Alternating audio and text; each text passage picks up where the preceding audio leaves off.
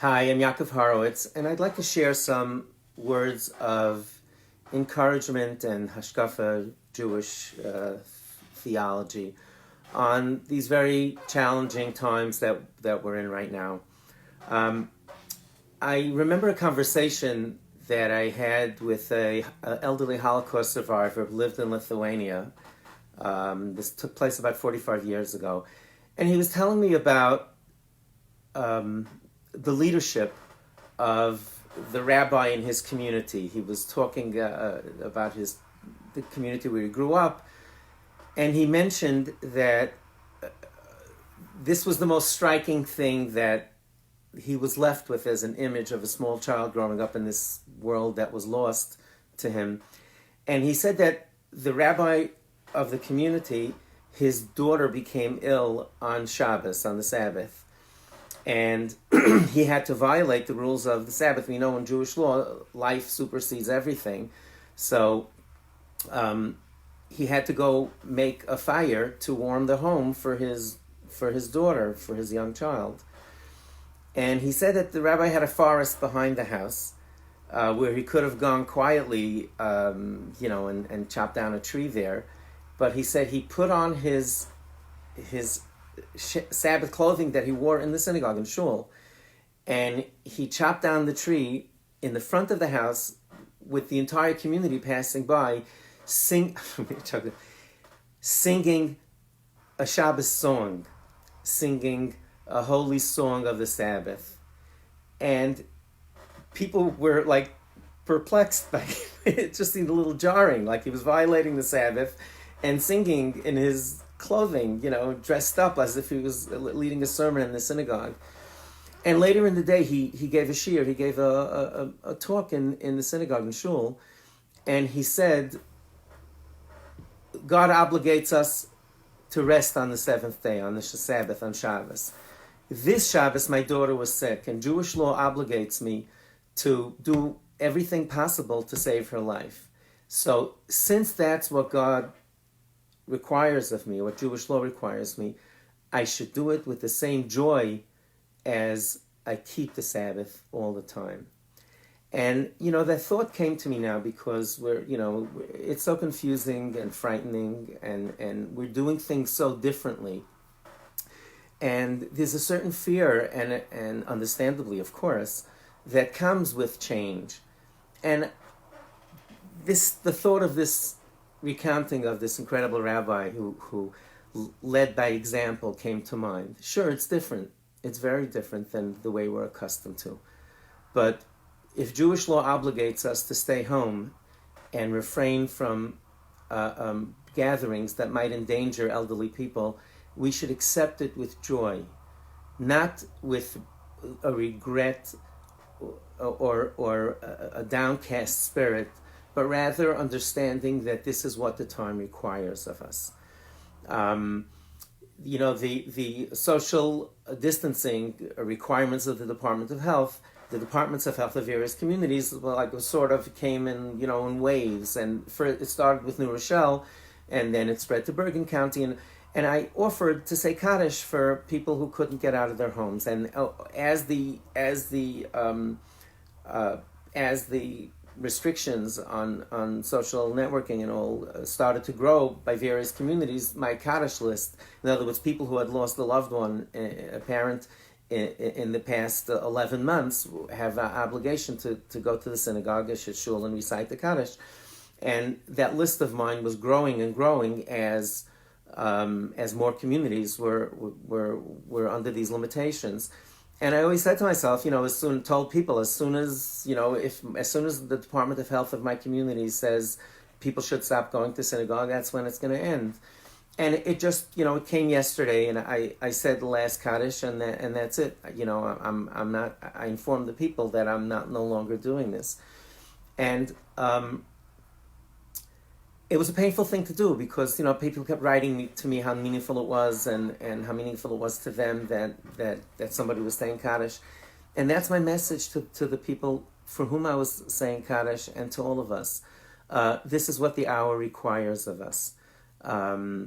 I had a really frightening conversation with Dr. Edward Eli Bennett about an hour ago. He wrote a post on social media begging people not to go to minyanim, to quorums, prayer quorums of any kind, including those that had social distancing. And even if I would have known this earlier, I would have stopped this right away. And he's a renowned physician that works in emergency care, and he was describing what's going on, what he's dealing with every day. And when I spoke to him, just recently about it, he wrote a very powerful social media post that's going viral, and I certainly am going to forward it along with a personal note. And he told me, he said, I'm an Hatzalah, he's in a volunteer ambulance corps, and he said, I proudly drive on Shabbat and on Yom Kippur because I'm saving people's lives.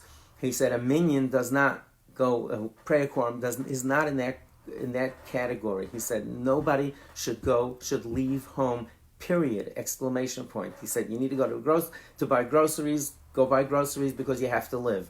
Other than that, there is absolutely no reason that anyone should leave the house, including for a minyan, that a quorum that requires that requires us to that allows for social, for the distancing that's required. He said you're putting people's lives in danger, and especially the elderly. I spoke it was 10 days ago, it seems like a lifetime ago. I was lecturing in Beth Aaron and Teaneck. And, it had just gotten very public, the much more so, the virus and all of this.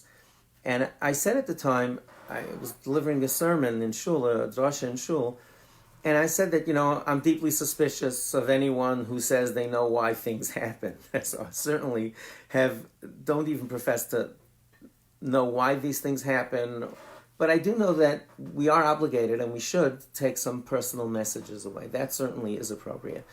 And, I think what struck me was that the isolation, the social isolation, and the fact that we are doing this specifically to protect elderly people should perhaps develop in us a sense of reflection, an appreciation of community, an appreciation of our family, an appreciation of all the other things that we take for granted.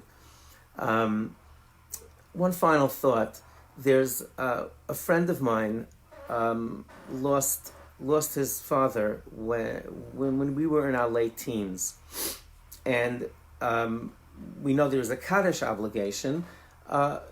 Many people, it's preferable if you could be a shliach tzibur, if you could lead the services as well.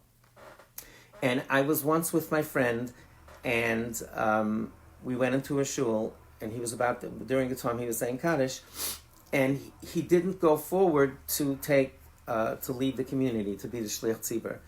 And I asked him why, and he took, out of his pocket, he took a handwritten will that his father had left for him, just a one-pager. And his father wrote that I certainly will appreciate that you say Kaddish and that you lead the services when you're shliach tzibur whenever possible. But if you look around the shul, really incredible. He said, if you look around the shul, the synagogue, and you see that somebody else really had their heart on leading the services for everyone, on being the shliach tzibur, don't go, even if you're justified in going, even if you have a reason that you should be going rather than the other person. He said, I will have nachas, I will have joy in Gan Eden, in the world to come, knowing that you treated people with kindness.